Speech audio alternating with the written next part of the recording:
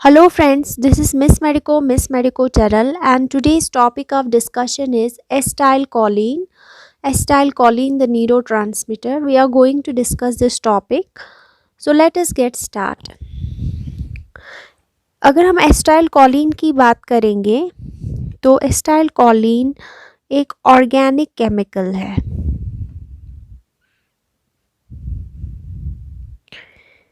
ये वो केमिकल है जो हमारे ब्रेन में और बॉडी के मैनी पार्ट्स में फंक्शन करता है as neurotransmitter.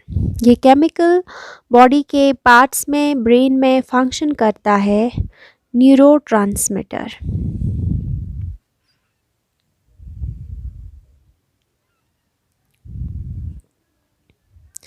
Now the question arises, what is neurotransmitter? Neurotransmitter होता क्या है? It's a chemical released by a nerve cell to send signals to other cell. So neurotransmitter is nothing but it is a chemical. किस चीज़ को हम लोग neurotransmitter कहेंगे? Neurotransmitter एक chemical होता है। जिस तरह से मैं एसिटाइलकोलिन की बात करूँगी, वो केमिकल जो रिलीज होता है nerve cells से, that is released by nerve cells to send signals to other cells, जो अदर सेल्स होती है वो या तो नर्व होएगी या तो वो मसल होएगा या कोई भी सेल हो सकती है बॉडी की। तो न्यूरोट्रांसमीटर वो केमिकल होता है that is released by nerve cells to send signals to other cells. Like nervous को जो सिग्नल सेंड करेगा, जो मसल को सिग्नल सेंड करेगा, जो सेल्स अदर सेल्स को सिग्नल सेंड करेगा, उसी को हम लोग न्यूरोट्रांसमीटर बोलते हैं। न्यूरोट्रांसमीटर को मैं ऐसे समझाऊंगी। फॉर एग्जांपल हम कोई नर्व लेंगे। एक नर्व जो है वो हमारा सेल बॉडी होता है, एक्सैन होता है और डेंड्राइट्स होती है। अगर इस नर्व ने रिलीज़ किया कोई केमिकल, अगर ये केमिकल किसी और न्यूरॉन को सिग्नल सेंड करेगा, किसी और न्यूरॉन को सिग्नल सेंड करेगा, या ये न्यूरॉन किसी सेल को सिग्नल सेंड करेगा या किसी मसल को सिग्नल सेंड करेगा, तो ये जो रिलीज्ड केमिकल यहाँ पे होगा वो कहलाएगा न्यूरोट्रांसमीटर। इसी तरह एसिटाइलकोलिन जो है वो भी एक न्यूरोट्रांसमीटर देखा गया है कि एसिटाइलकोलिन जो है वो न्यूरोट्रांसमीटर यानी वो सिग्नल सेंड करता है अदर नर्व सेल्स को, मसल्स को, बॉडी की बहुत सारी सेल्स पे ये एक्ट करके सिग्नल सेंड करता है, इसीलिए इसका नाम न्यूरोट्रांसमीटर रखा गया है। अगर हम बात करेंगे एसिटाइलकोलिन जो है वो डिराइव हुआ है, इसका जो केमिकल स्ट्रक्चर है वो दो चीज़ों से जुड़कर बनता है। एक होता है ester of acetic acid, acetic acid का एसिटर, प्लस इसमें होता है केमिकली कॉलिन। दो चीज़ों से मिलकर एसिटाइलकोलिन जो है डिराइव हुआ है, या दो चीज़ों से मिलकर एसिटाइलकोलिन बनता है। अगर हम बात करेंगे बॉडी के कौन कौन से पार्ट्स एसिटाइलकोलिन से अफेक्टेड होते हैं, जो पार्ट्स एसिटाइलकोलिन से अफेक्टेड होते हैं उनको हम लोग पहले बोलते हैं कॉलिनर्जिक। जो पार्ट्स एसिटाइलकोलिन से अफेक्ट होते हैं उनका नाम देते हैं हम कॉलिनर्जिक। जैसे फॉर एग्जांपल हम एएनएस की बात करेंगे। एएनएस का पैरासिम्पैथेटिक पार्ट जो है वो रिलीज़ करता है, उसके जो न्यूरॉन्स होते हैं, चाहे वो प्री गैंग्लियोनिक न्यूरॉन्स हो या पोस्ट गैंग्लियोनिक न्यूरॉन्स हो, पैरासिम्पैथेटिक नर्वस सिस्टम के दोनों न्यूरॉन्स रिलीज़ करते हैं एसिटाइलकोलिन। कॉलिनर्जिक उनको कहा जाता है। इसी तरह अगर हम बोलेंगे सिंपैथेटिक नर्वस सिस्टम, लेकिन उसका प्री गैंग्लियोनिक नर्व फाइबर बी एसिटाइल कोलिन रिलीज करके पोस्ट गैंग्लियोनिक फाइबर को इंफॉर्मेशन देता है। वो भी उसका जो इंटरनल पार्ट है सिंपैथेटिक नर्वस सिस्टम का, यानी प्री गैंग्लियोनिक नर्व फाइबर जो है वो भी एसिटाइल कोलिन रिलीज करता है।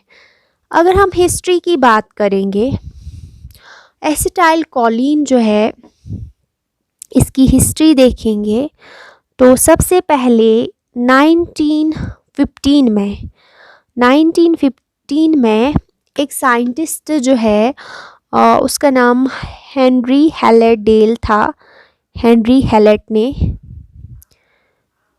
इसका एक्शन देखा, हार्ट ऑफ द फ्रॉग पे इसका एक्शन स्टडी किया हेनरी हैलेट डेल ने। 1915 में इसने इसका स्टडी किया, it is action on heart tissue of frog पे इसने ये स्टडी किया था। फिर उसके बाद ट्रांसमीटर किसने कहा, न्यूरो ट्रांसमीटर की एसिटाइल कोलिन जो है वो एक न्यूरो ट्रांसमीटर है, वो कहा था एक साइंटिस्ट था ओटो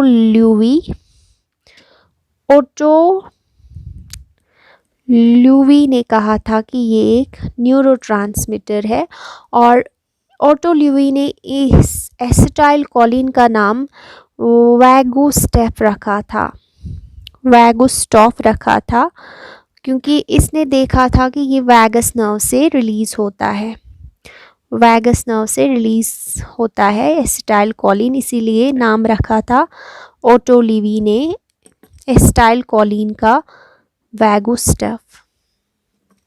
ठीक है, तो एसिटाइल कोलिन जो है वो फर्स्ट न्यूरोट्रांसमीटर, अगर हम बॉडी का देखेंगे फर्स्ट न्यूरोट्रांसमीटर जो देखा गया वो है acetylcholine, first neurotransmitter to be identified.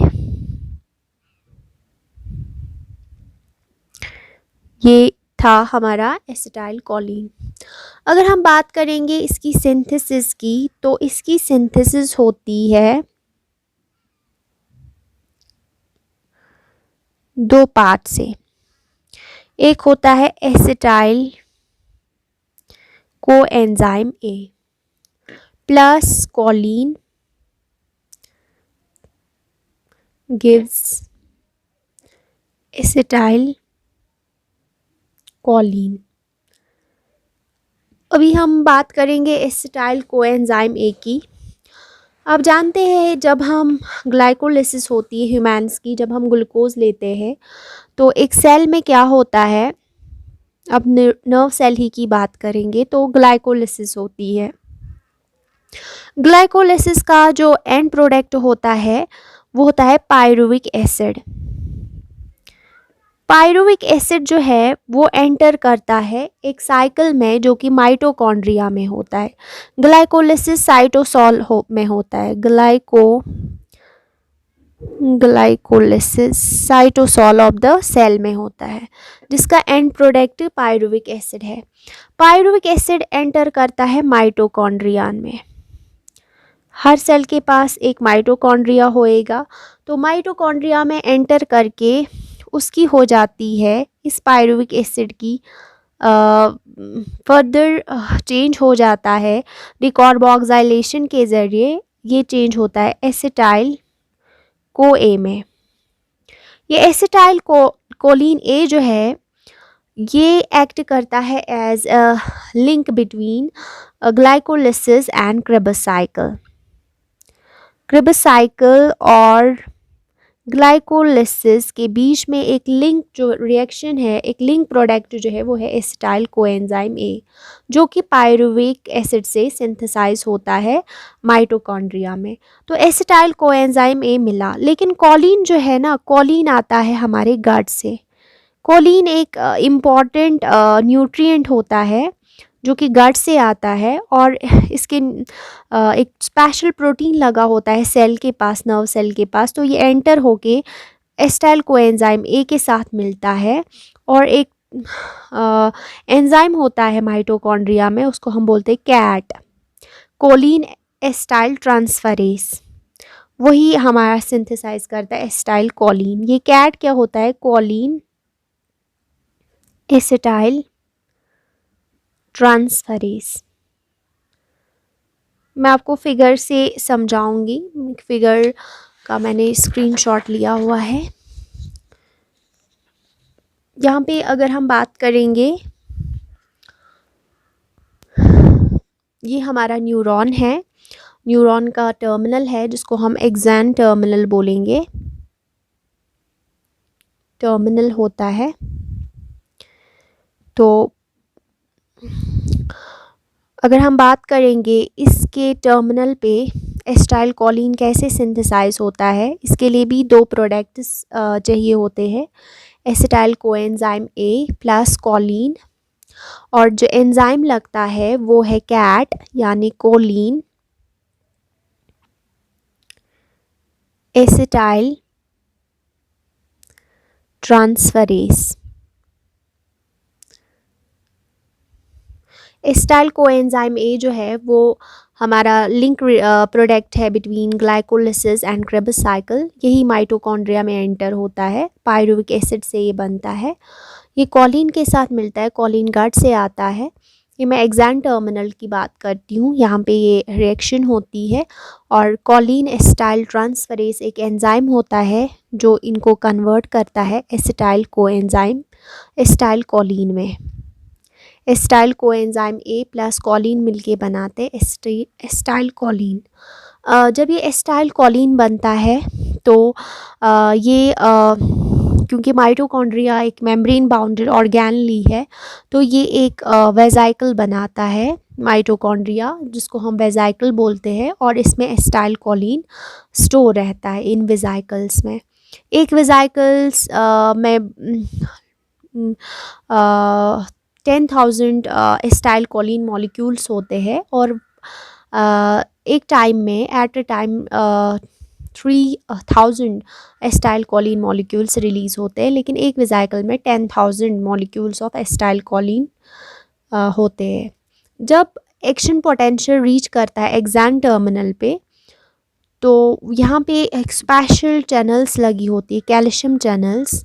तो कैल्शियम की वजह जब यहाँ पे एक्सैन टर्मिनल पे एक्शन पोटेंशियल पहुँच जाता है, तो यहाँ पे स्पेशल जो कैल्शियम चैनल्स होती है वो ओपन होती है, कैल्शियम जो है वो अंदर आ जाता है from the extracellular fluid to intracellular fluid. जब कैल्शियम अंदर आता है तो ये वेजाइकल जो है, ये वेजाइकल्स जिनमें एसिटाइल कोलिन होता है, ये मूव होना स्टार्ट हो जाती है। जब ये मूव होना स्टार्ट हो जाती है तो ये मेम्ब्रेन के साथ फ्यूज़ होती है। ये नर्व का मेम्ब्रेन में दिखाती हूँ, जिसको हम प्री साइनेप्टिक मेम्ब्रेन बोलते हैं। ये नर्व का जो एंड है टर्मिनल एक्सैन का जो है, ये मेम्ब्रेन यहाँ पे जो है, इसको हम प्री साइनेप्टिक मेम्ब्रेन बोलते हैं, प्री साइनेप्टिक मेम्ब्रेन। इसके साथ ये वेजाइकल्स फ्यूज़ हो जाते हैं और वहाँ पे एक्सोसाइटोसिस के थ्रू एसिटाइल कोलिन रिलीज़ हो जाता है। जब ये एसिटाइल कोलिन रिलीज़ हो जाता है, ये किस स्पेस में रिलीज़ हो जाता है? ये साइनेप्टिक क्लेफ्ट में रिलीज़ हो जाता है। Synaptic cleft. What is synaptic cleft? It is nothing but it is a space between pre-synaptic membrane and post-synaptic membrane. देखिए, इसको एक्ट करना है दूसरी सेल पे, तभी ये न्यूरोट्रांसमीटर है। जिस सेल पे एक्ट करेगा उसका जो है, उसका मेम्ब्रेन पोस्ट साइनेप्टिक मेम्ब्रेन कहलाएगा। तो ये जो स्पेस है between pre synaptic membrane and post synaptic membrane, उस स्पेस को हम बोलते हैं साइनेप्टिक क्लेफ्ट। ठीक है, साइनेप्टिक क्लेफ्ट में ये एसिटाइल कोलिन रिलीज हो जाता है। एसिटाइल कोलिन जो है सिर्फ 1 मिलीसेकेंड्स के लिए ही रहता है। उसके बाद एक एंजाइम आता है जिसको एसिटाइल कोलिनेस्ट्रेस जिसको बोलते हैं, एसिटाइल कोलिनेस्ट्रेस एंजाइम इसको डिग्रेड करता है। लेकिन 1 मिलीसेकेंड ही काफ़ी होता है इसके एक्शन करने के इसको दूसरी सेल को स्टिमुलेट करना होता है। वो दूसरी सेल नर्व हो सकती है, मसल सेल हो सकती है, लेकिन एसिटाइल कोलिन के स्पेशल रिसेप्टर्स होते हैं जिन पे एसिटाइल कोलिन बाउंड हो जाता है और एसिटाइल कोलिन रिसेप्टर कॉम्प्लेक्स बनता है। दो तरह के जो रिसेप्टर्स हैं उनके बारे में अगले लेक्चर में हम लोग स्टडी करेंगे इन डिटेल, लेकिन फ़िलहाल के लिए याद रखें कि एसिटाइल कोलिन कैसे सिंथेसाइज हुआ।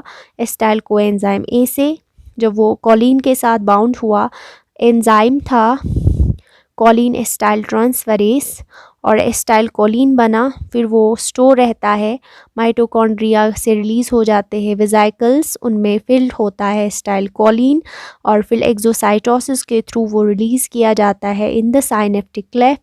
साइनेप्टिक क्लेफ्ट में 1 मिलीसेकेंड्स तक में रहता है और 1 मिलीसेकेंड्स के बाद इसकी डिग्रेडेशन होती है एसीटेट एंड कोलिन में। ये दोनों रिएप्टेक प्रोसेस के थ्रू अगेन रीयूज़ के लिए जाते हैं एक्सैन टर्मिनल में या प्री सिनेप्टिक सेल में, ठीक है, अगेन रीयूज़ के लिए।